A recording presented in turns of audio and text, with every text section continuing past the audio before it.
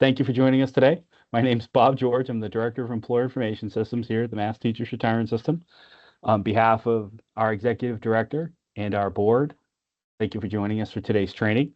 This is an exciting one for me because it's the first time we're offering it statewide, so hopefully it doesn't disappoint. All right, so today we're going to be going through a program that we've designed specifically in mind with the human resources office in mind and the different roles that human resources might fill that would be unique from other parts of the employer. And so we're going to cover a bunch of different things today. So first, I like to do this for a lot of the different training programs, just because we've got your attention today, want you to know all the things we have available online. So we're going to quickly go through the learning library. We're going to talk about just a high-level benefits explanation. For a better explanation, you can go to some of the other training programs. We're going to talk about the employer's role and the employer supervisor's role as part of that. We're going to talk about establishing service, the member registration enrollment processes, really, deep, a little bit of a dive into the onboarding process and things that really will help you put yourself in the best position for success in that process. And we'll also talk a little bit about the process of preparing for retirement. So I know sometimes HR officers feel compelled to, sort of assist in the process. Obviously, there's a part that you're going to take place in it. So we kind of want to just talk about that a little bit, give you an idea of some of the tools that are available for members and things that are available for them to do and how it works. And so with that, let's get going. So first, I want to talk again a little bit about the learning library we have online. So what we have done for those of you who may have done this for a long time with us, you may remember that we used to do programs where we'd go for like a whole half a day. We'd have you sit down. We'd give you, depending on the location, sometimes some pretty poor coffee. And we'd go through all these different things. And what we sat down and really thought about for a while is that sometimes that can be a bit overwhelming. And there are times where we want to target these learning and educational opportunities a little differently, because sometimes folks maybe need the first section, the third section, but they don't need to be there for the ones in between or what have you. So what we've done is we've taken all the information for employers and we've created these sessions that we do, individual sessions we do online with you. We record all of them. We have them up and available on our employer site for you to use whenever you'd like to access them. Whenever somebody is brought into your employer, they can download it at their convenience. So no matter when they start, all this material is available to them. And so we have what we generally start with calling the core subject matter trainings, right? So these are the ones that are like an hour long, like today's program. And we really go in depth in the different subjects. So I like to think of the first couple as being like the core of the core, if you will, which is introduction to the MTRS. We have our membership eligibility trainings. We also have trainings on creditable service, employment vents, and workers' comp. We have a training on regular compensation. So think of it as, one introduces the entire agency, one talks about who's eligible for MTRS and how onboarding really works. We have one that kind of explains how service works, right? So service is, and we're going to talk about the benefit at a really high level in a moment, but service is sort of the commodity of the retirement system, right? People accumulate service, and then based on their age and their salary average at the time of retirement, it's the service that determines how much they're going to get for the rest of their life. So credible service is sort of the big topic at the retirement system, if you will. And then last but not least, regular compensation is the other part of that. It's what builds the salary average. So not all earnings are eligible. How having a good understanding as an employer of how regular compensation works might be key to things like, collective bargaining negotiations, or just having a general idea of when you should or shouldn't take retirement. And it may affect the way that you make decisions with your employees for everyone's benefit. All right. We do have some other trainings that are also core trainings, but they might be a little more specialized. For instance, the folks doing deduction reporting, we have a training on how to import your file and what the file layout looks like. We also have one on submitting the file and making all the changes to make sure the file is good enough to be submitted to us. Now, we split that up because in some employers, there might be one person who does role A and one person who does role B, or one person might do both parts of that process. And frankly, they probably need a break from me in between. I totally get it. Then we also have two different trainings for retiree insurance that are core trainings, right? So we have the basics of administration and then one specifically on updating the plans, which happens twice a year. So all of those are available online. We're going to introduce this one too. And this is the first training program we've done that specifically targets or is hoping to assist the HR office specifically. All right. So with that, this is what the core trainings look like, and if you're looking under them, you see the thumbnails with the YouTube thing in there, and then underneath it, you'll see a handout, a presentation handout. So I believe today's handout is in the chat. I'm just going to confirm that with Scott for a second. It is in the chat. So if you'd like to download today's handout, sorry, I should have said that when we started. It just, even if you want to print it, it's just a PDF. You can write notes on the side. If you have the writable version of Adobe, you can even write your notes on the side while it's live. So now we also have a core training session on completing part 2 of the retirement application. And then the two that you're seeing below that are just the retiree insurance seminars that I mentioned before. So that's all the core training stuff. So we also have some additional training materials. So we have a set of what we call coffee break videos. We call them coffee break videos because frankly, they shouldn't last longer ever than it takes for a payroll officer to drink a cup of coffee, which obviously puts a lot of pressure, especially for someone who yaps on like myself. But none of those videos will ever be more than 20 minutes long. Deduction report, if you're the deduction reporting person, we also have a list of every error message you can encounter while creating it or processing a deduction report. So if you ever run into an error and you're like, I don't know what this error means, you can always look them up, and that's available in your reference library, even if you can't get a hold of your employer services rep. And then last but not least, for some folks, they may come to the trainings, you might watch the videos, but sometimes there's just no good substitute for good old-fashioned written instructions. So we have an entire deduction reporting processing manual that's PDF. If you'd like it on paper, we'll mail you a book for sure. We also have one for retiree insurance, but both of those are also available electronically as PDFs on our website. What can be kind of nice about the PDFs is maybe you're like, an old pro doing this, but you want to just have a link to the service correction codes or one particular set of instructions on retiree insurance or something. So you can, you can go to them, favorite the specific page you want the manual to open to, and you might find makes life easier for you. So however you'd like to go about it, we try to give you all the options we can, and below is the link that goes directly to the training page. As far as the coffee break sessions, this is what those icons look like, and you can tell they have a distinct look. Again, some of these are very quick. They may be 3 or 4 minutes. A lot of these, you'll be blessed that Shannon is the one hosting them, so you don't have to listen to me for them, which is even better. And a good example of this I always like to point out, for instance, is creating a payroll calendar. This is a good example of one where by the time you're good at doing payroll calendars, you're done, and then you don't have to do it for a whole year, right? So if you watch that couple-minute video that Shannon put together, you're a pro at it again before you go to do it. You can add your calendar, be done with it, and again, the whole thing happens faster than a cup of coffee in your hand. Okay, so enough about the other training programs. Let's talk about today's stuff. So I want to make sure everyone who's here has a general idea of what the MTRS is, so you have an idea of what we're trying to get at. So first, I can't say this enough. Public employers should use pension benefits as a recruitment tool. It also helps with retention, right? Because it's a unique benefit. Employees contribute in and they're guaranteed a benefit for the rest of their life. This benefit's free to public employers as far as the MTRS portion of it. So it's funded with member contributions, and then the matching employer contribution actually comes directly from the Commonwealth. So employers don't have to pay the matching contribution, which frankly for employers is pretty nice. Now, employees earn service credit for public employment. So if an employee is a teacher, say they work a full year, they get 1 year of service.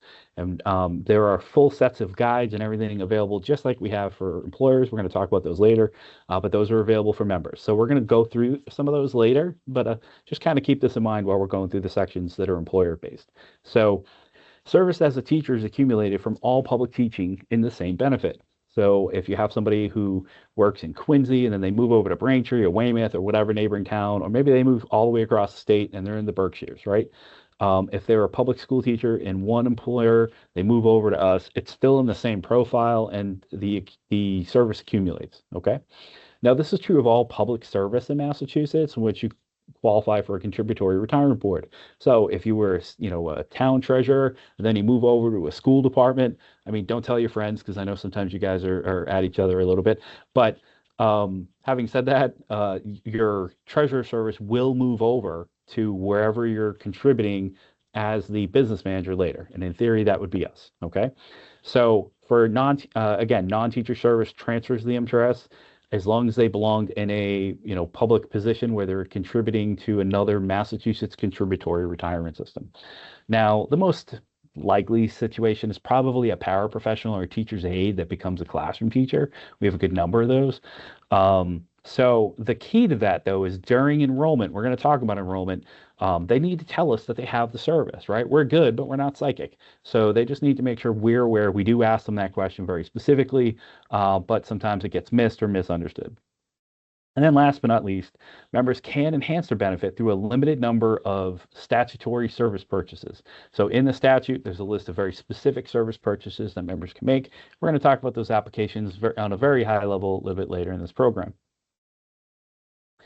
Now, again, I mentioned the benefit is free to employers, right? So think of your cost of being in the MTRS is the fact that we're providing a benefit to your employees. Well, the only way we can do that is if fulfill your role in the process, right? So the employer's role. So first, we're going to depend on you to determine your members' eligibility. We might have questions if we see things that look questionable, right? So please make sure you're onboarding your employees, right? Adding them to the MTRS is a key part, and doing it on time. It really should be done during hire or, really hire for a different position. For instance, again, those paras that become teachers, that's all happening in the same employer. You got to take that as serious as if you're bringing them from the outside, right? Determine what pays regular compensation. Take MTRS deductions from eligible pay. Obviously, you have to remit it all to us with the MTRS report, submit all the changes in status in the system. So these are the kinds of things that employers are required to do as you're part of the role. Again, no matching contribution. So yes, it does pull a little resources from the employer, but it is significantly more cost effective than if you were making a matching contribution to, say, Social Security for every dollar you pay every employee. We're going to ask you to verify service and also complete refund and retirement applications as part of that as well. Now, we talk about the employer's role as a whole, but let's talk a little bit about the employer supervisor's role, right? So first, you're going to make sure that your staff in the business office understands your payroll system and how it corresponds to MTRS reporting, how pay codes work, how they're going to map in. Is there an MTRS or MTRB tab you have to fill out? That one's a big one because sometimes when you don't complete that, even though all the deductions were taken correctly, someone can fall off of a deduction report, and that's not good. To help offset that, always make sure you're issuing your payments on a monthly basis from control reports, not just the report that got loaded into the system, because then you don't have any offset that could catch a problem if there is a problem. So for instance, if you're just using the file and the file is missing $2,000 worth of contributions, we're going to catch that because you should be issuing the payment from a control report for the full amount of money you withheld. It's kind of like payroll 101, right? So make sure this kind of stuff is happening. As the HR staff, this is kind of part of your role to make sure things are appropriately happening for all the folks that are under the employment for your employer. Make sure new staff is trained. Again, we built an entire library. It's not a coincidence that I happen to, open up with that, right? So you're now where we have a whole pile of resources available for you so that you can train your brand new employees. You can make sure they're up to speed. You have an assigned employer services representative, more than happy to help you.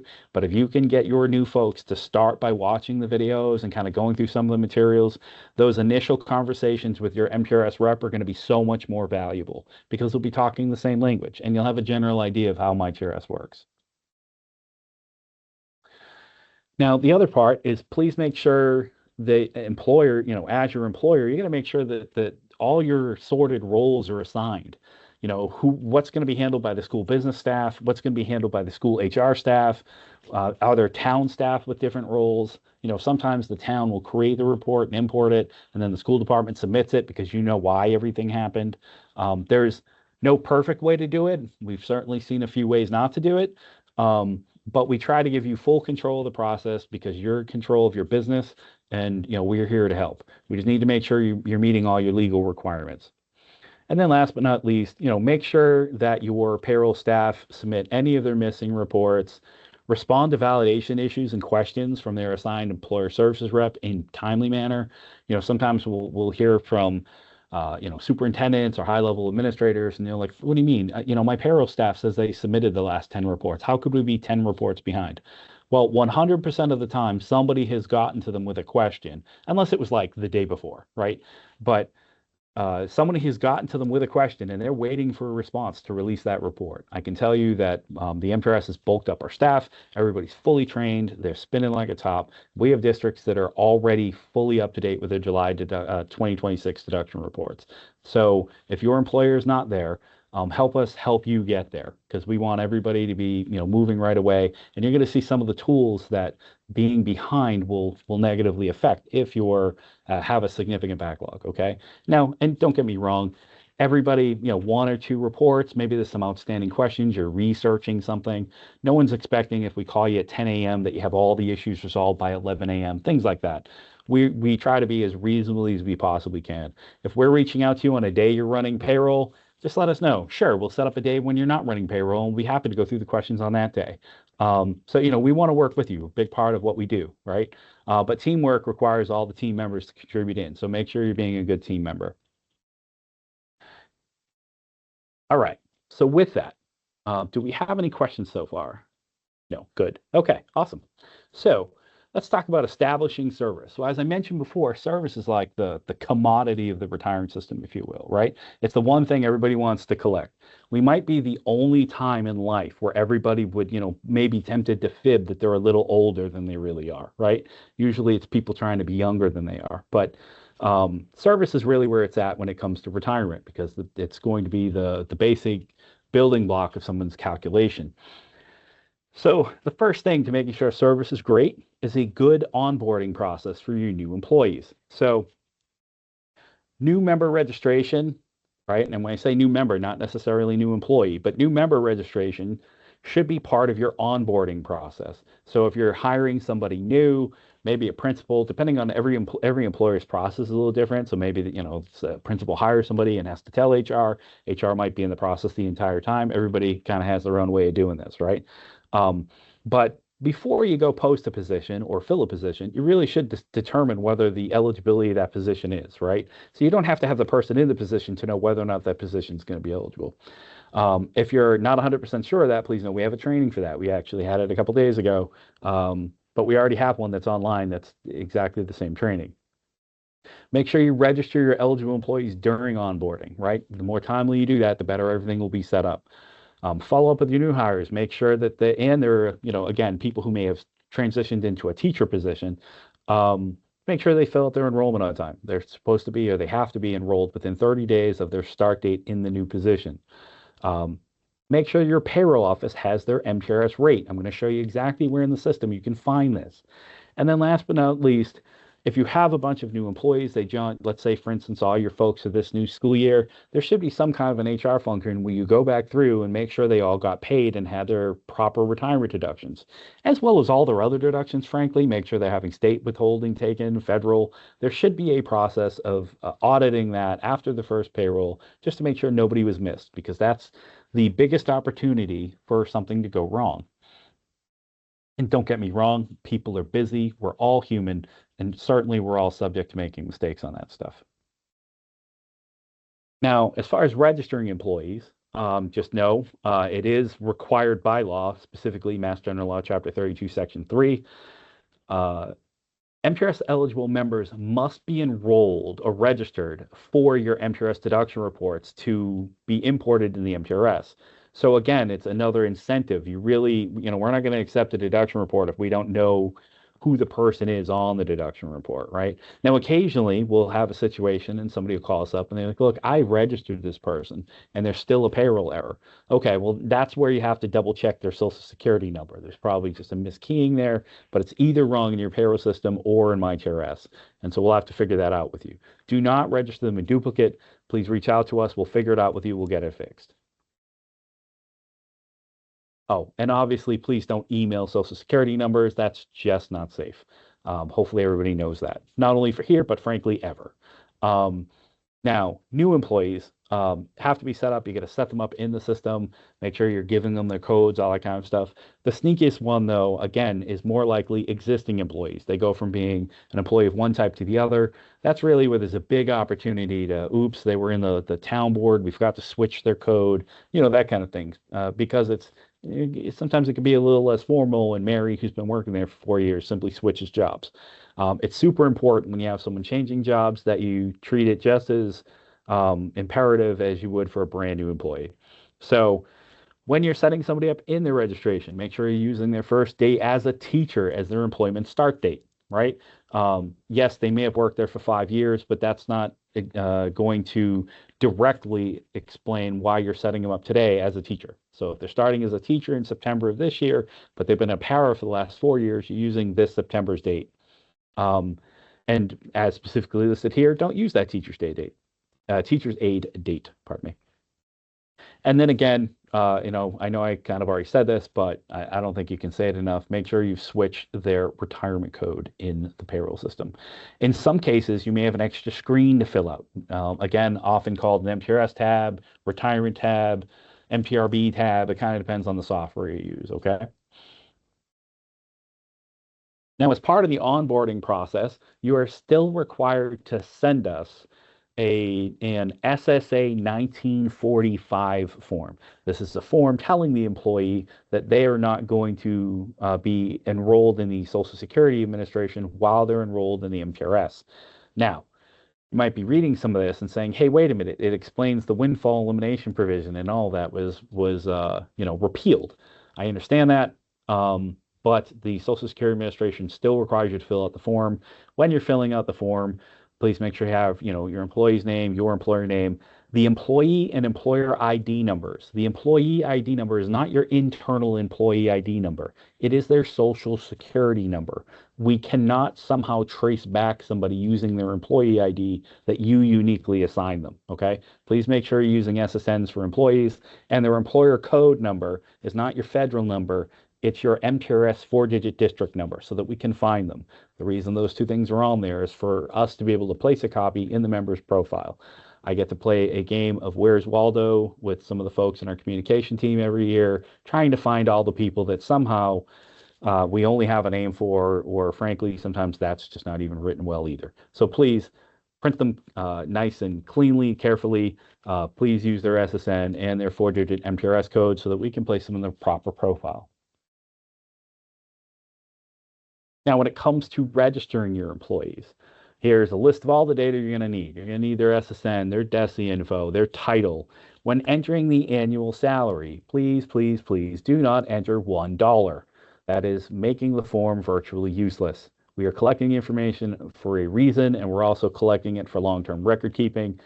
For instance, there's a military purchase that their initial salary can be used for. So please make sure you're filling this out correctly and don't send in dummy data.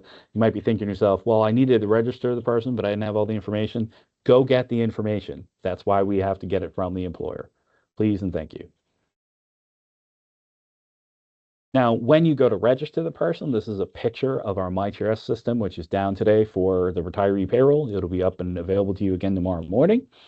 And here you can see the register employee link that's on the left-hand side. And for those of you who might be surprised by MyTRS being down, if you look over to the right-hand side in the news section, we do tell you at the beginning of every month what the 3-day period will be when the system is down. We do that so that we can process our retiree payroll. I'm sure a lot of you lock people out when you're running your payrolls. This shouldn't be very foreign. Just keep in mind, we have over 72,000 people on our payroll. So yes, it takes a little longer because we do lots of verification in the process.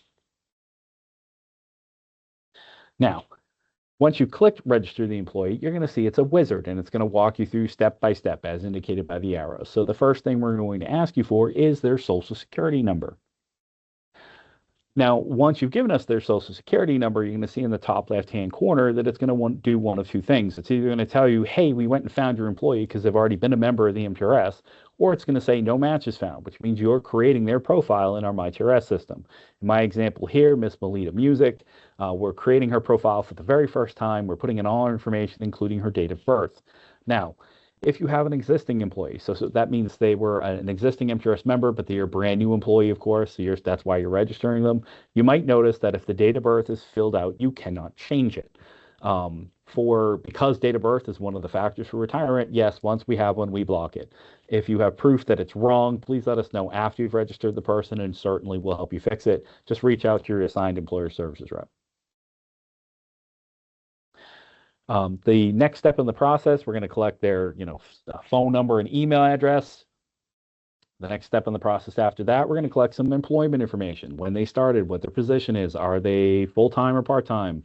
What's their full year, full-time equivalent salary? Just like in deduction reports, make sure you're listing the full salary, right? So I like to think of this for a lot of folks because, the majority of members are union. This would be their step and scale. So even though you might pay them prorated because they're starting in October, you want the full year salary here. And that's also the same thing for deduction reports. And it should never be $1, as I mentioned before. Now, you also want to list their first payroll deduction. That'll help us track to make sure they show up on the first check like they're supposed to. And then you're going to tell us, how many months do they work? Are they getting 26 checks a year? Do they get 21 checks a year? Are they 12 months or lump sum? And you'll notice that we're always collecting the contract info. So the salary, pay frequency, pay duration is always as if they're working the full year. Think of that as setting their scale.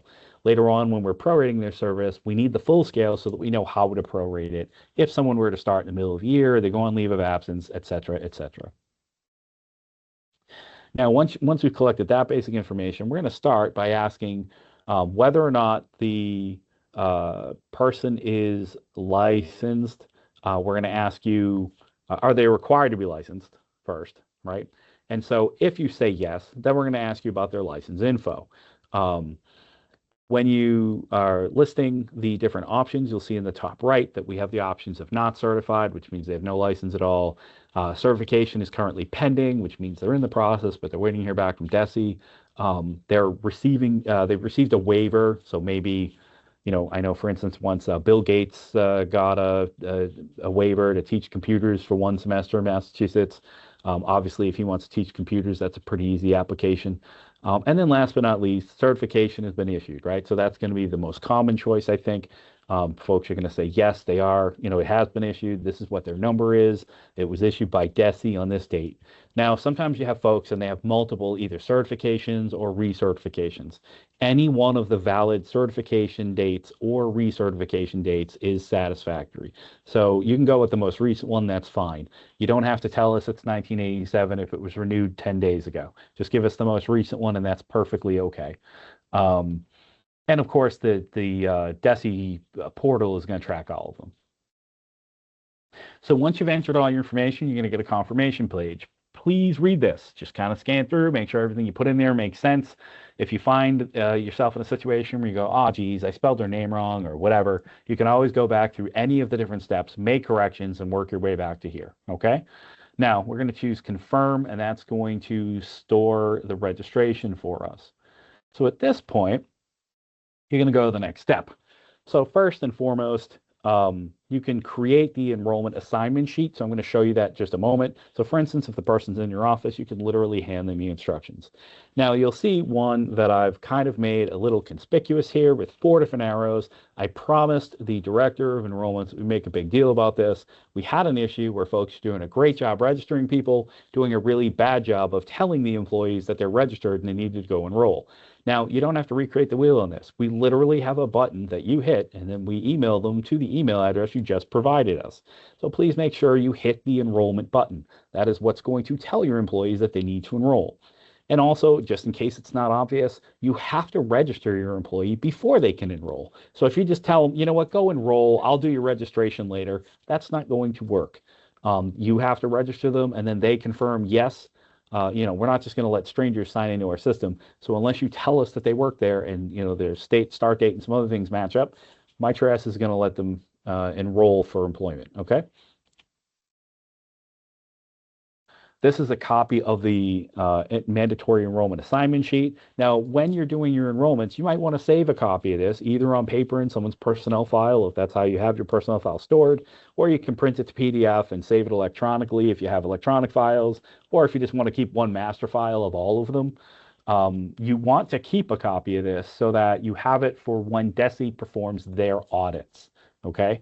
Um, Please don't contact your employer services representative if you're getting audited by DESE and ask for 45 of these. It was your responsibility to store them. We are not going to send you a list of them. Okay. And I'm just going to show you this email, and then I think we have a question. So then last but not least, when you click the email link to send out the email, you're going to get the message at the top, and it's going to say email has been sent to members. So that's your confirmation that, okay, you've done your process. The email has been sent to your employee, and now they know to enroll the MTRS. I'm going to show you what that looks like in a moment, but first we have a question.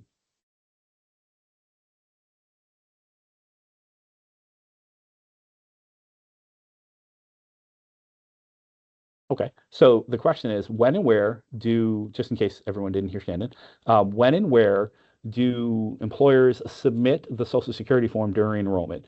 So you can download the form from our external website. It's in the forms part, so it's like the default thing if you click on the employer page. Um, it's at the bottom. So that's where you can get it, okay? Save it locally as a PDF, and then you can complete it, and you can just mail them to us. So for instance, it's the time of year where you're hiring a bunch of people. You might want to make a pile of them and send them one envelope. By all means, that's fine. But you do want to make sure you're sending them in, and you mail them to the Charlestown office. I'm going to show you the contacts page in a few minutes, or a little bit later in this program, probably more than a few minutes. But you'll have that address there, but it's our 500 Rutherford Ave address in Charlestown. Okay, awesome.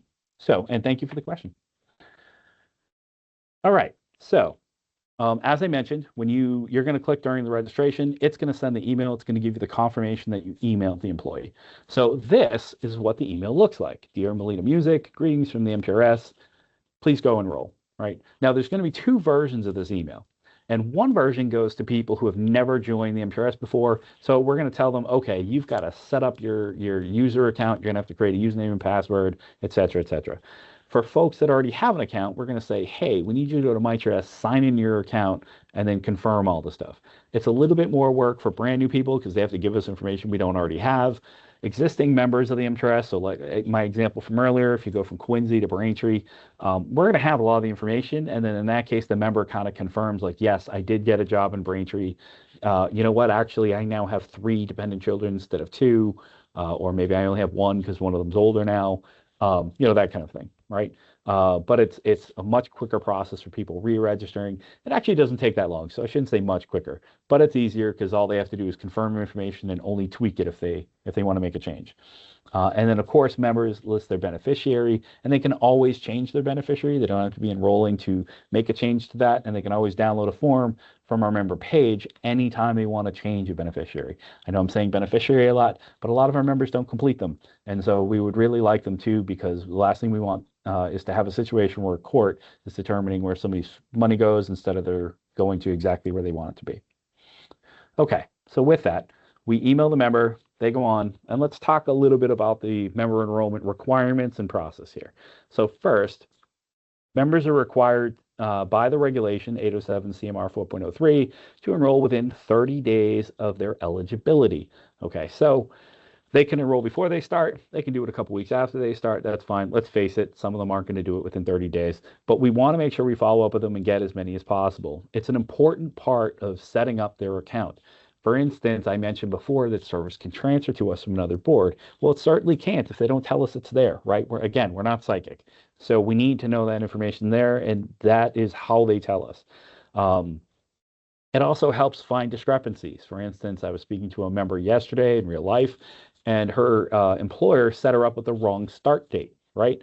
Not that big a deal. It was totally fixable. The employer went in, fixed it. Everybody's happy. But the point is, the sooner they go in, the sooner they can find a discrepancy, and the earlier discrepancies are found, the cleaner everything is for everyone. It will also help us, make sure that we're taking the right contribution rate, and it will help you with determining that as well. Okay. Now, there are certain processes we can't do if a member hasn't enrolled. So we're not going to let them take a refund of their account once they become inactive if they never enrolled. Same thing with transferring to another retirement system or trying to retire. I can't imagine someone try to retire without enrolling, but maybe if they switched employers shortly before retiring, something like that. But these benefit applications have to be done on a complete account. So we can't take the chance that the member isn't telling us something that could affect their creditable service. Um, Not enrolling can also ultimately turn into us reaching out to the superintendent and saying, hey, this person's not completing their paperwork as they're legally required. We need you to step in. Now, superintendents are empowered by the statute to suspend an employee without pay until they complete their enrollment. It specifically says if they've not returned something to the MTRS within 30 days, superintendent can suspend them without pay until they do so. It doesn't matter if your collective bargaining agreement says they can't, the statute says they can, and they're technically required to. Having said that, nobody wants this. We just want them to fill out their form. All we want to do is give people the benefit they've earned. Please ask them to just, do what they can to hold up their part of that deal. All right. Um, and of course, enrollment is needed every time an employer changes employers. Excuse me, every time a member or an employee changes employers. Now, there could be a situation where an employee stops working at the same employer and rejoins the same employer. So, for instance, if you riff somebody because you don't have enough positions, and then they come back to work for you again because you're like, oh, great, a position opened up, we'd love for you to come back, then you may need to do a registration. Okay. The key to whether or not you have to do a registration in that situation is whether or not they missed a day of work. So, for instance, if you lay some folks off in July, but by August you realize more people retired or somehow something opened up in the budget and you want to bring them back, we will delete the termination for you because they never missed a day of work, right? It's like, think of the summer as a long weekend, if you will. However, even if they've missed the first day of school, okay, if they come back on the third day of school, you are going to have to re-register them because technically that is a different employment period. All right. So that's kind of the separator there. If they've missed none of their work days, we'll just lift the termination. Your assigned employer services rep will have to do that for you. But if they've missed work days, then legally they do need to be re-registered. And yes, they need to re-enroll. So please keep that in mind. Okay. So with that, by the way, once they're in online, the online enrollment process will indicate to them as soon as they get into the system. And then during enrollment, there's just some stuff that we collect. For instance, they update their DESI info, personal demographic information, verification of employment within employer, and prior service and other mass retirement board. For those of you who work in regional school districts, keep in mind they can do one enrollment for all three employers, so long as they've been registered in all three employers by the time they enroll. If one of them is a straggler and registers the member after they've enrolled for the first two, they might have to go back in and just confirm the third one for us. If the person worked in a previous job, maybe for a year and for whatever reason never enrolled for that one, and then they get a second job at a new employer, they can fulfill their enrollment need for their prior employer and their current employer all at the same time. It's actually pretty easy. It's not really a bigger step. So again, also an opportunity they have available to them. Okay, so with that, now we're going to show you a little bit of how it actually looks in the system for the member enrollment process. All right. So first, we have a page that kind of explains enrolling in the MTRS. We have a sign in or create an account buttons that are available on our website. So depending on the email they got, they'll be instructed in which one they should aim for. And then once they get to MTRS, this is going to look very familiar to a lot of employers. Particularly if you've ever Googled MTRS because you lost your employer page, you'll see that it'll send you the member page by accident. I have that conversation with somebody probably every other week. So it's going to look very much like the version that you guys get. So once they've either created their account or they sign in, it'll send them to a wizard, just like you got when you were registering them. Okay. So it's going to have the multiple steps, just like you do. They put in their SSN, they put in their date of birth, and it will let them go forward. Now, one key thing, every once in a while, I'll get somebody and they'll say, hey, my person's gone on the system like 3 or 4 times and the system keeps saying them that they're not putting in the right info. Okay, well, that's a pretty good indication that you should verify their social security number, either with us or in your payroll system, and or their date of birth. I had one where the person got registered for 2026 as the year of their date of birth. So they were putting in their date of birth and their employer was so focused on the SSN that they just didn't pay attention to the fact that they put in the wrong date of birth. It was a super easy fix, but just know that if the system's blocking them, there's going to be, pretty simple data match there. All right. So we're not going to go through every single one of the steps, but I did want to show you step 1 and just show we collect some of the same information. Some of this will pre-fill based on your registration that you gave them, but you can see Miss Melita Music, her date of birth, that sort of stuff. And we walk them through several steps to collect their info. Now, once they do, they get a confirmation form, very much like your enrollment confirmation form. You can ask them for a copy of this or have them save it to a PDF and email it to you. Um, they it would be better delivered rather than emailed, frankly, because of the information on it. But this is a confirmation that they get to say, yes, you have enrolled. I would recommend that they keep a copy of it so they can prove it. Now, when your employee is setting up their account, they're going to get an email from from MyTRS that confirms that they have set up a user account. It just gives them their username, and they can get a similar email if they have, let's say they're registering you for the first time and they used to be an employee of a different school district, and they're like, man, I forget what my username is. I'm like 26. I had no reason to sign into the retirement system. So they can retrieve their username based on the security questions in the self-service, just like employers can. Really, frankly, it's the same exact structure. So they'll get an email similar to this to say, hey, to retrieve your password, or your username, okay, in this case, it's Melita_P_M, okay? And then, of course, we don't send passwords via email. They would have to do security questions or a 2FA option, a two-factor authentication, where it send them an email or a code where they can retrieve or reset their password. All right. So once you've registered somebody, I like the continuity of going through the registration first and show you what the member enrollment process looks like, right? Very similar to yours. But you do not have to wait for the member to enroll to do this. Once you have registered somebody for membership, you can immediately go onto your roster in MyTRS. You can look up their information. You're going to see, in this case, we're looking at Melita Music. We can see her member number. And at the bottom, you can see Melita's contribution rate.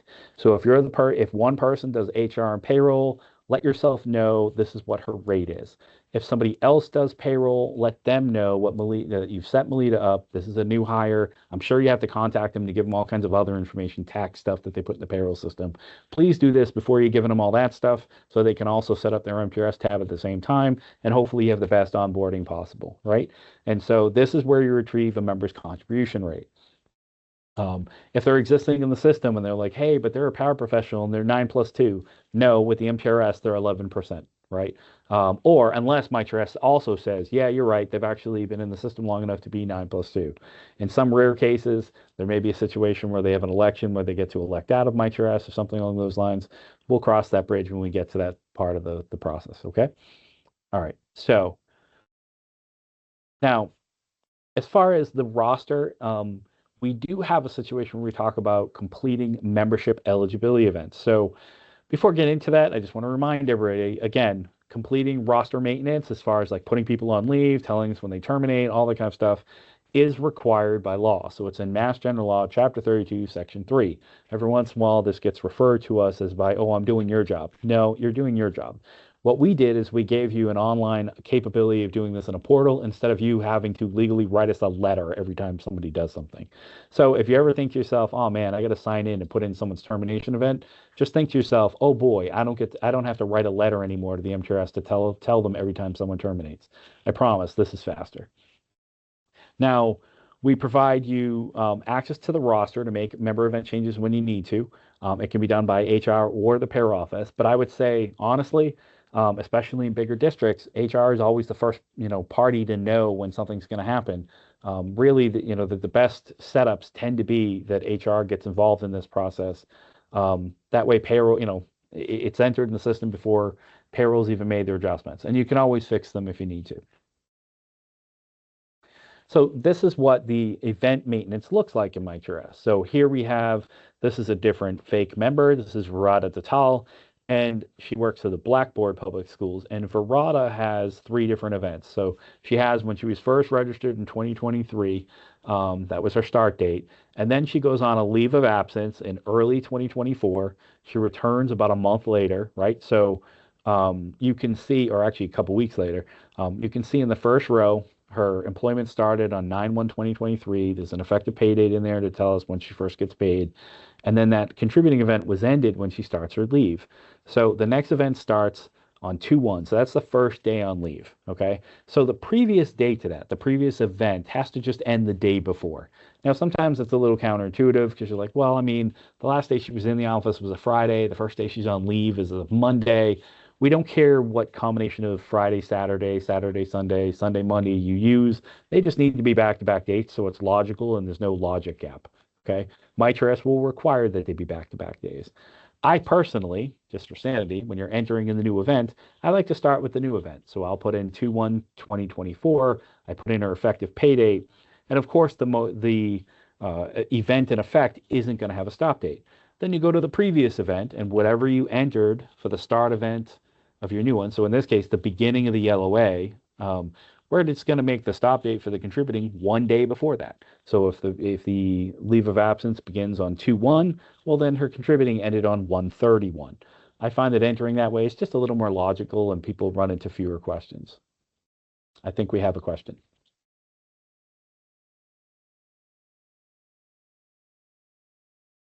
Okay, so the question is, the question's about contribution rates, and it's the fact that do all members contribute 11%? So brand new members to the system tend to, and there's a grandfathering clause. I have done a lot of different trainings in the last few days, and I'm just going to remind myself if we go through the different rates because I don't want to do it to you twice. Let me just see here. I apologize. We do not go through the rates. Okay, so in the quick part of this is we have a whole page to explain how contribution rates work. But essentially, everyone who's in Retirement Plus pays 11%. That tends to be all brand new employees, and they may grandfather in at a lower rate based on some circumstances. For instance, if they were previously a teacher's aide and they have a start date before a specific date. What I would say is if you go online and watch our training session on membership eligibility, which gets into the eligibility of your employees a little deeper, we very specifically mention the fact that contribution rates can fluctuate. The other part is we do have an entire page on our employer website that very specifically breaks down why somebody might be one rate or another. But 11% is the sixth rate that they created between 1975 and 2001. So they're older, more tenured employees tend to be ones that would have a rate that isn't 11%. Now, that question is a great question, so thank you for asking. And also a very good reason why you should always check your contribution rate at the bottom of the screen. So if somebody has an 11% rate, or let's say they have an 8% rate, they're an old schooler, and they have a 2% deduction that's also due, you'll see it listed in two places. You'll see the 8% here at the bottom, and then over on the right, you'll see that their 2% deduction is applicable. It shows as a decimal. I can't really explain that other than we're stuck with it showing as a decimal. But having said that, you'll see a 0.11 is for 11% and 0.02 if 2% is applicable. And 2% is never applicable for 11% members.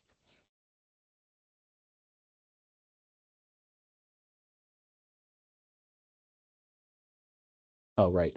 So, and then one last thing, if you do have a rate discrepancy, that'll flag up in deduction report. We do have an entire team checking through those. Please do not make a change in the rate until MTRS has checked it. We have a bit of a system glitch that's going on right now that occasionally they are getting set incorrectly, not at establishment of membership, but after membership. I'm hoping to have that fixed in a couple of weeks, and then we'll go back through and research them all. But please make sure you only make a change if MTRS is instructing you to make a change to the member's contribution rate. If you're setting up a brand new member, that does not apply to brand new members who have been just registered. So those folks will always be accurate. Please always check the form for your brand new members, and you should be in good shape. Okay, so in this example, I know I talked about the LOA, and then of course, returning the service is going to work the same way. So in this case, Verada's third event is contributing. That means she came back from her leave of absence. She came back on February 19th, 2024. So the last day of the leave of absence was by default one day less, to February 18th, 2024. It's not going to be effective on payroll till March 8th, of course, because she's going to work a little while before she gets paid. We separate those two dates to give you full control of all that because we know it can be complicated. In one district, it might be March 8th. Another district, it might be March 20th or something. So again, you have full control over that. Now you're going to list that she's returning full time. Now that's presuming she's returning full time. And when you're listing it in, that's really about what she's working, not how she's being paid. Because if she's been out for a little while, maybe you're going to prorate her down for the rest of the year based on the number of school days she missed. That's fine, but you want to list what FTE she's returning as. That way, when you're prorating her, it'll make sense to us, okay? And in this example, where you have a leave of absence, we're going to be looking for a form to accompany this information. Now, the reason we did this, originally we designed this, we're like, okay, great. We'll put in, just the ability to add events, and that should cover everything. Well, leave of absences are a bit complicated, and over time we've proven that we're going to need this form too. Now, the benefit of this, though, is that you're filling this out in real time, right? So this leave of absence is happening, things are shaking and moving. It is much easier to track this than if we waited till 10 years from now when Melita, or 30 years from now, when Melita is applying for a benefit, and all of a sudden somebody's being sent to a dungeon to find records why Melita fell off payroll, right? So here you're going to see, if you look at the form, we have two different versions. One is regular leave of absences, and the other one's for workers' compensation. Leave of absence form, if you look at the fields, they're probably going to be pretty familiar to your process, right? Because in most schools, you're going to go on leave. You're going to figure out how many days they're going to be on leave. Do they have enough accrued time to cover it all? If they don't, how many days we're going to dock them? Are you prorating them? Are you just paying them out, and then when they come back, they restart? I can tell you we could have 5 different employers. They can all be neighboring towns, and everybody does it a little different. So what this allows you to do is tell us all the stuff that happens, okay? Now, sometimes somebody's on leave of absence, and then the details change. So you might send us, submit a corrected one to us or an updated one. Perfectly okay. You'll see that all the dates we're looking for in this process say expected day that they're going to come back or expected day of their first check. We know that things can change. And then every once in a while, things just go wrong or get, crazy. And so we have a nice big box at the bottom to explain crazy. So like, okay, we intended to go out, then we realized we calculated her, but then her leave changed again, and we forgot to carry the one. So then we had to dock her even more, or we had to pay her back because we overdocked her. All that's perfectly okay. Mistakes happen. It's just about capturing the information in real time. And then when she goes to retire 25 years from now, we have the information collected. So easy peasy. Oh, she fell off payroll. We know exactly what happened. Wow, that was crazy. And so they won't have to ask you for it, and her retirement counselor at that time will know exactly what to do for her credible service. Now, workers' compensation works a little different. Folks that are going to be out on workers' comp, if they're out on full incapacitation, no deductions get taken from their pay, from their workers' comp pay. No deductions get taken from supplemental pay, and they still get full-time credit. So it's very important that we mark those leave of absences distinctly, because the way they're going to earn credit is completely different. If they're out on workers' compensation, Section 35, partial incapacitation, then they're going to earn credit for the time that they're prorated down working, right? Again, important we collect that information. Oh, why did the person turn in, why did they have this sort of fluctuating schedule, whatever coming on?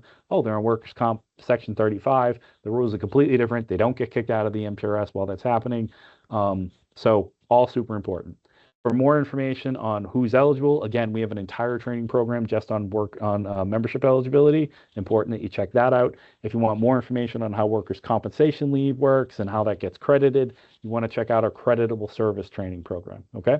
So that's as much as I'm going to say about these forms. Please just know when somebody's going on leave of one of these types, please complete their paperwork. If you look at the fields and the questions we ask, they're the exact things you're going to be asking and filling and thinking about while you're putting them on leave. And then just one last thing to say. Let's say you have someone take a small or medium-sized leave, and they have enough time to cover the entire leave. They have no pay fluctuation. You do not need to report that. So if somebody's out for 2 weeks and they have 5 weeks of PTO stored up and they're never going to fluctuate in their pay, move on. It's fine. We're never even going to know. Okay? So that's important. Okay, we have a question.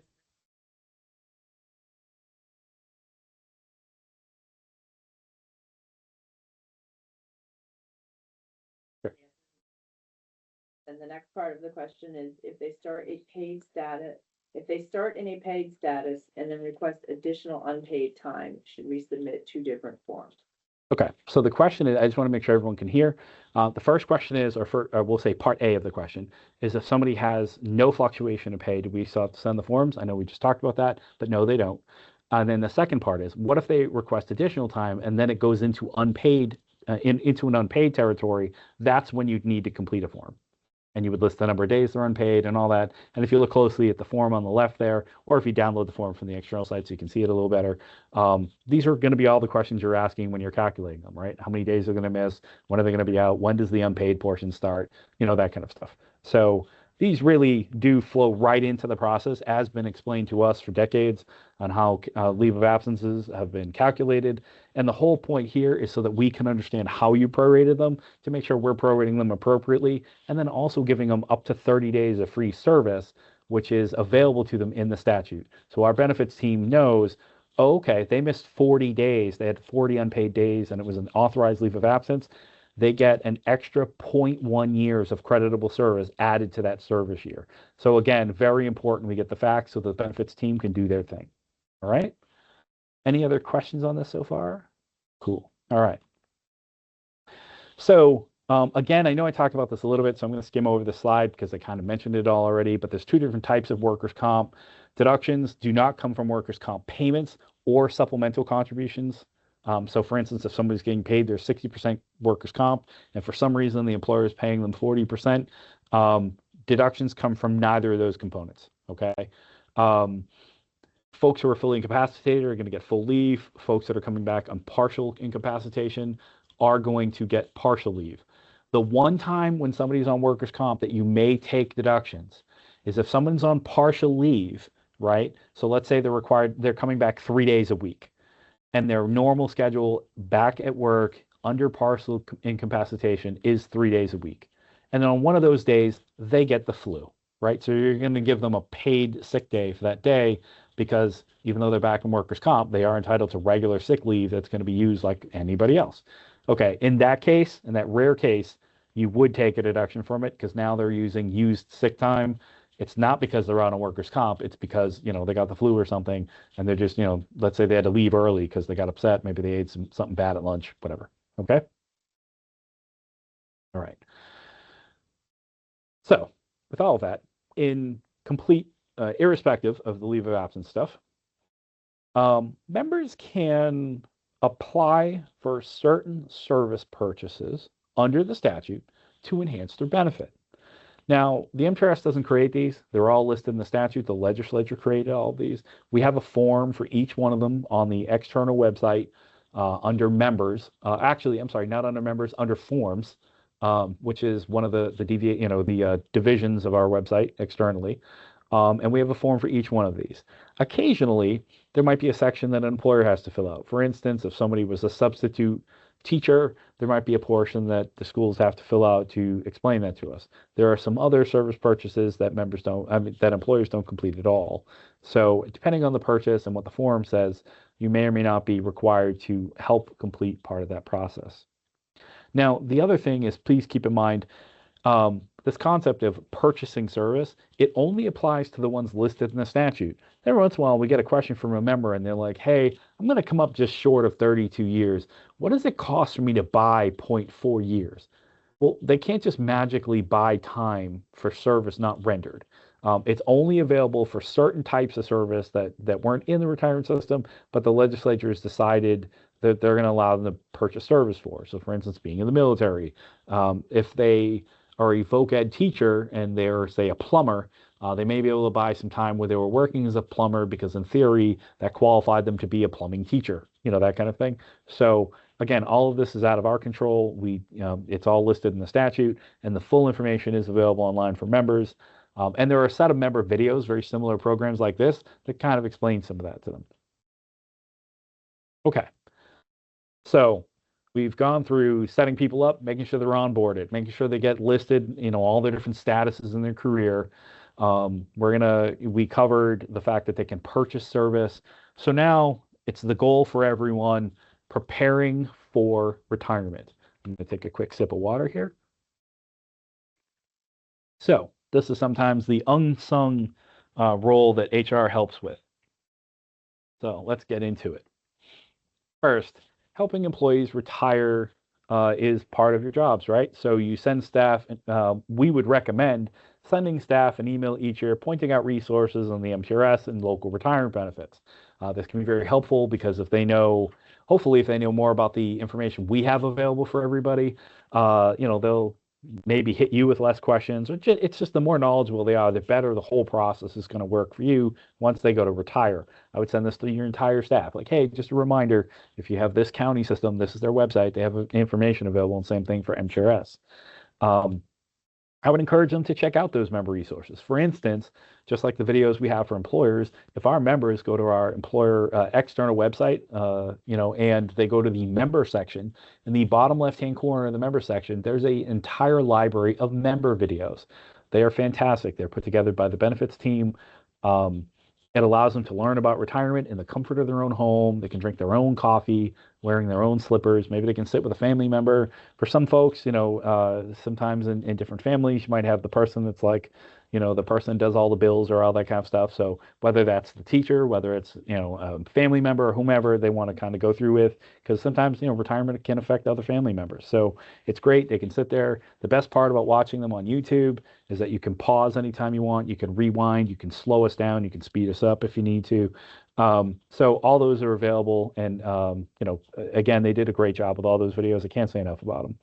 I've never had a member complain when I've sent them to the videos. As a matter of fact, I've had members reach out to me specifically and say, wow, I didn't know all this stuff was available, and that they really like them. So it has happened on multiple occasions. And, it really says a lot when somebody's willing to come back to you later and tell you that they really liked it. So I think they've done a stellar job at those. Okay.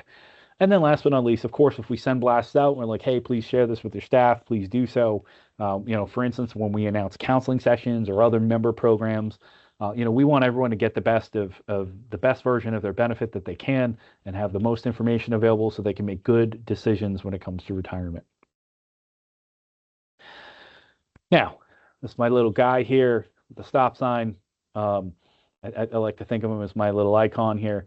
There's a right way to be the hero, right? So when an employee seeks retirement assistance, please be very cautious providing information. We know we want you to be educated, we want you to have a full understanding of how stuff works, but please be very careful because while the best of intentions might be there, if you're giving them bad advice, that helps nobody, right? And nobody wants to send somebody in the wrong direction. So please be very cautious when going through it. Make sure that you're always sending them to the retirement system for retirement advice.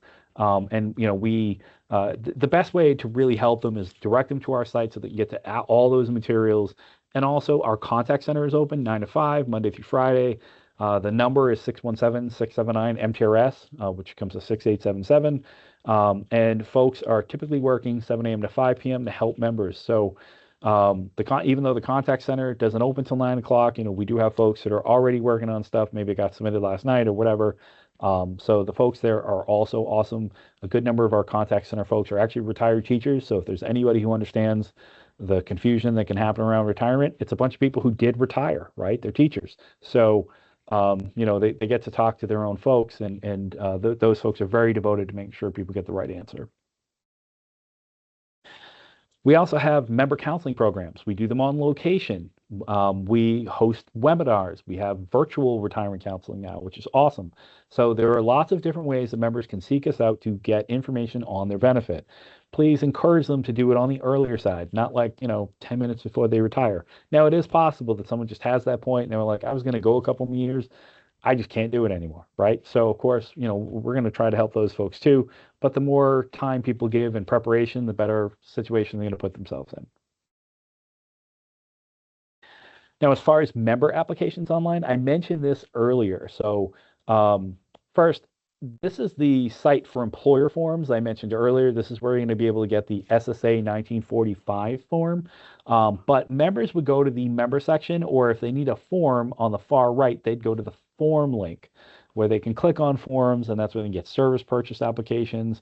Now, in this section, though, I'm showing you the employer page because the first two links in here are part 2 of the retirement application and part 2 of the refund application.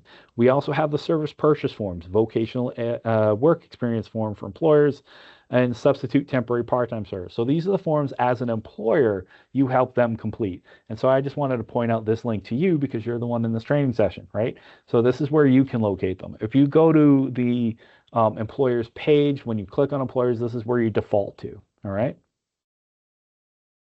Now, when you're doing some of those verifications for us, you can see this is a little snippet. This is an older version, but you're going to help us get clarification on gaps in service and leaves. For your newest ones, you're going to have filled out an LOA form, so we're not going to have that question anymore, right? Because we're going to have it in their personnel file. But the folks applying for benefits now, are going to be covering periods before we had that in place. So if somebody disappeared from payroll back in 2004, we're going to have questions about it. Why did this person fall off payroll? So again, the deduction reporting process is so much better in MTRS when it comes to collecting this information, and we might have, questions for the time before. It's also important that we get this verification because this might be the first indication to us that there is a problem. I had somebody fill one out before, and I was going through it with them, and for some reason, it was never brought up to the MTRS that for their first year of employment, they were enrolled in the wrong retirement system. When the member enrolled, they just thought they were in MTRS the whole time. They never told us. So for like 28 years, there's been this 1 year sitting in the county system that just never got moved to us because the member didn't know that it was a different system. And this employer verification is exactly how we caught it. Okay, so that's what we're looking to do here. Find discrepancies or just confirm that everything we have is perfect and it matches all of your records as well. Now, just like we do for you, we have different resources for members. So we have an entire library of forms. We have a retirement benefit estimator. We have information on plan benefits, pending legislation, the regulations. So we have a ton of information that are all available for members online. And again, it's just like the link you use for employers, just swap out the word members. I mentioned this briefly before, but if you go to members and then there are different member videos. So this is an example of just the first shot when you get to the member videos page. And you can see it looks very much the same YouTube videos we have. And we talk about the different topics on the right-hand side. So it gives them an idea what the video is going to be about. Okay. Sorry, we have a question?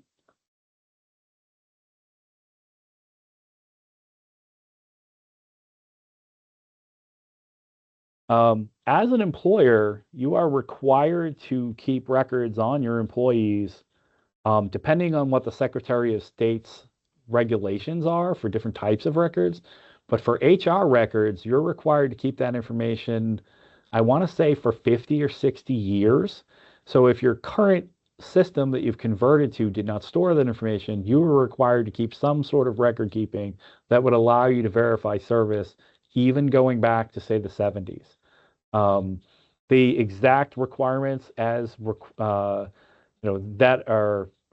exact requirements are on the Secretary of State's website about public employers, but it's particularly elongated for public employers in Massachusetts because you're using public money. So it's the taxpayer money, so they require you to keep a much longer schedule than, say, the IRS 7-year standard.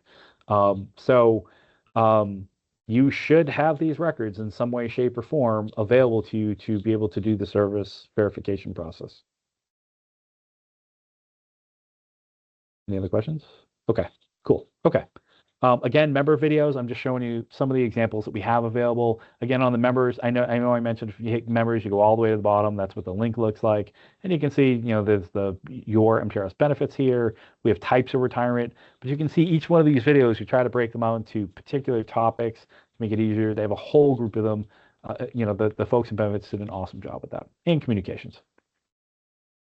Again, just showing you more videos, some of the different options, including a booklet that they have where you can jump to particular pages. Just again, looking to display the way that all of that stuff is formatted for them. Okay.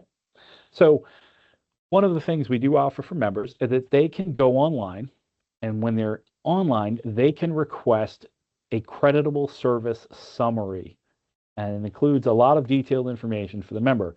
It's 4 pages long. Okay. It includes a lot of text, some of which is explaining some things that in some cases members do not read. So somebody comes in your office and like, oh my God, my service is wrong and I don't know what's going on. First thing, rule number 1, before you call anyone, ask them if they've read the whole thing. So the reason I say this, for instance, you'll see they have a total credited service section. Okay. And there's also a total pending service purchases, total possible service, and that's going to be the combination of a couple of those different things. Now, sometimes their service prior to July 1, 2010, which is when we converted to MTRS, may not be available to them. So for instance, in our example here, algebra, Al's prior to 2010 service does exist in our system. It just hasn't been audited yet.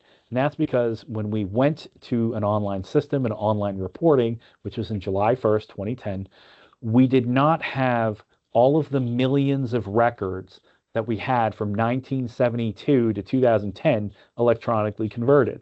Now, what we've been doing is we did do a conversion process for some of those records, and for others, we do so when a member has either requested their credible service or they're applying for a benefit. And eventually, everybody will be available here. Now, if the employee starts after 2010, all of their services is as long as those deduction reports are processed, of course, all their service is going to be displaying to them immediately, okay? Now, one of the things that you'll see in the top section, you see the member's name, their member number, are they active, what tier they're in. So, for the retirement application, they have to tell you what tier they're in. That's available in their credit service summary. You can see that the date of their last contribution posted to their MTRS account is listed. So for instance, if you're a school district and you're, say, 10 months behind on your deduction reports, that's going to say that their last contribution was posted for a period 10 months ago. That might be an indication why the full school year is not showing up. So for instance, I had one of these yesterday. An employee came in and they said, hey, I can't see, my service looks short. And it was short. And then, the person in the school payroll office was like, why aren't they seeing the last 6 months? I said, because you haven't submitted them. So yes, it's not in their profile. So please make sure, A, you want to get all your deduction reports caught up if they're not. And B, please know that if they're not caught up, it's going to show this way. Now, we do explain it, we show it there, and we explain the participating and other membership service information in the paragraphs below. We do explain that will not always be caught up, and it's only going to be reflective of that. But again, sometimes that's the part that they're not reading. On page 2, you can see a breakout of all the different employers, right? And it will show how much credible service they have. And then in this particular example, I'm showing you some pre-2010 stuff at the top section, right? So we're confirming, yes, these are the dates we know that you worked at these employers. However, their credible service hasn't been certified, so that's why they're going to see not available as far as the credible service section. Once a counselor has certified that service, it will be available to them every other time they do a cred service estimate. In the section below, all the service after 2010 does show on a line-by-line basis. So if they have 20 years of service, they're going to have 20 rows, each one showing how much service they got for each particular year. This rolls into the next page in this particular credit service estimate for algebra, and you can see that's where it adds up to the 12.8 years. Now, in Al's situation, Al had been working there for about 8 or 9 years prior to that. I forget what was on the previous screen. So Al's real credible service is about 20 years. And once that pre-2010 service is certified, Al will see that when Al signs in. Al also has a service transfer that's listed below under B. It's listed under purchases. You'll see the purchase type that was listing as a transfer in. So that's Al's prior service that transferred to the MTRS for prior employment. That's 3.5139 years. So you can see this whole thing is really detailed, breaks down each kind of service so that they can make the best decisions possible when looking to retire. We have a whole page kind of explaining their benefit, different notes and disclaimers, so they have a good idea of how this all works. Some very key laws at the bottom of page 4 as well. Pre-kindergarten and kindergarten service before a certain date, how part-time non-membership service works, people going on sabbaticals, part-time service. So we try to explain it all in one long document, okay? Now, estimate to get their service, credible service document. You can see this is what it looks like when you're on the member self-service pages. They would do that under, I think it's under download forms. I forget exactly. I forgot to take a screenshot of that one. I apologize. But now let's say they know their credible service. They're approaching retirement. Hopefully they've already worked out any discrepancies. In Al's case, he would have said, hey, I need to know what my service is before 2010. We'd be like, no problem, Al. We'll send you an estimate benefit of that. It goes in a very specific queue. Please note that if Al were retiring this year, it's important that we know that Al's thinking of retiring this year, because then Al would get a higher priority. Of course, we're going to prioritize folks that are looking to retire this year as opposed to somebody looking down the road. Okay. Now, we have a benefit estimator that all members can use to estimate their benefits. We're going to walk you through that, okay?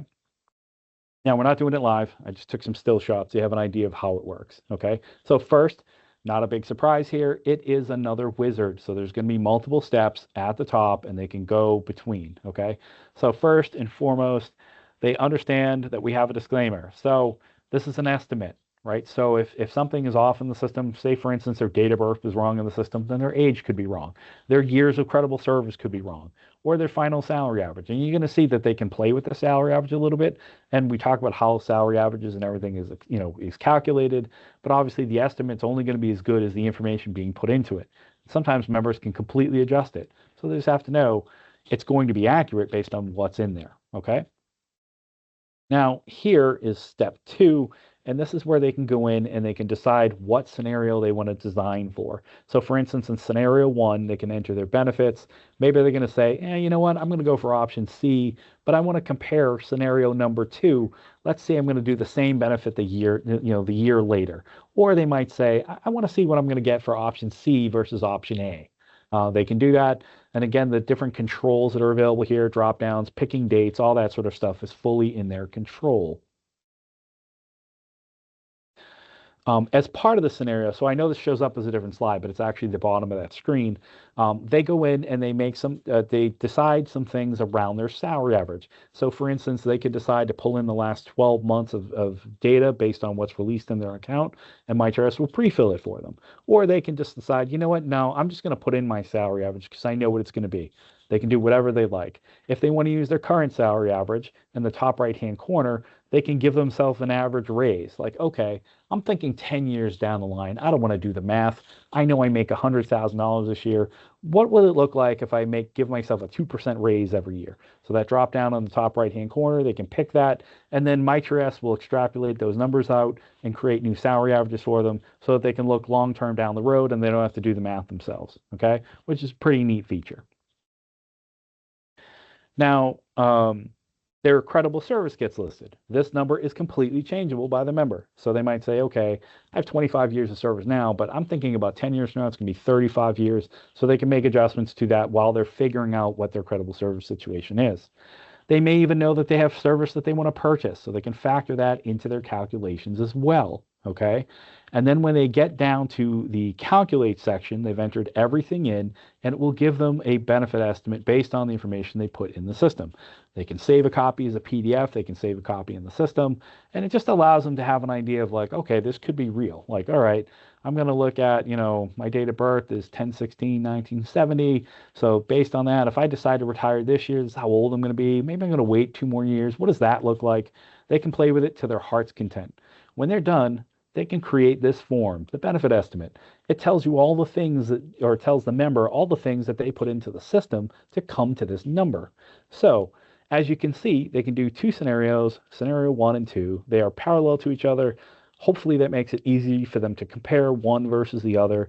So, some of the folks on this phone might even be thinking about this, like, ooh, I didn't know this was available. So, you compare scenario A on the left, scenario B. So like, all right, what if I retired this year, right? Especially after hearing this seminar, you might be like, I can't do this next summer. So you might think to yourself, though, wait, well, what if I go 1 more year? How much will it be? So that's really what the tool is designed to do, and to give people the best information possible, again, based on what they entered, but to have a good idea of how everything will work so that they can make an informed retirement decision, all right? You can see part 2 of this is sort of page 2 of 2 of the benefit estimate, and it just has some of the completing information and also some important notes and disclaimers. Please make sure they always read that so that they're not surprised by anything that's on the form. All right. So that is it. That is what we're going through. Please let us know if you have any questions. Hopefully you downloaded this so you have a copy of that so you can see what it looks like in case somebody comes in your office with it. Please know you're a big part of what we do. You are, again, think of the contribution from the employer level is fulfilling these roles. You determine who's eligible, make sure your employees are registered in onboarding, understanding regular compensation, aka what earnings are eligible. Make sure you're reporting deductions, make sure you're reporting them accurately and on time, or as close to on time as possible. Help us get them completed so we can get them into people's accounts. Completing the service purchases, which is usually a much smaller part of it. And then, verifying service and retaining records as you're supposed to under the schedules in the Secretary of State's office. And then last but not least, of course, that helps you fill out refund and retirement applications. The goal that we all have in ending our career. So with that, um, please let us know if you have questions. You don't want to be the young lady on the bottom left here. She obviously waited too long. Um, you have every employer has an assigned employer services representative. We also back each other up when we're out on vacation, that sort of thing. If you're have a question and you're not hearing back immediately, you can always send it to the abbreviation for employer support. So empsup@trb.state.ma.us. I would say though, typically ask your employer services rep. If they don't know the answer, they're going to get you the answer. Okay. But we could be in a situation, maybe you haven't heard back, or for instance, your employer services rep is out the next week on vacation. You can also utilize the employer support email address. For somebody who was asking about the SSA 1945 forms, you can see our address here. This is the contact employer services page, so it's available on our website. However, you can see our full address here, main office, 500 Rutherford Ave, Suite 210, Charlestown, Mass. 02129. Okay.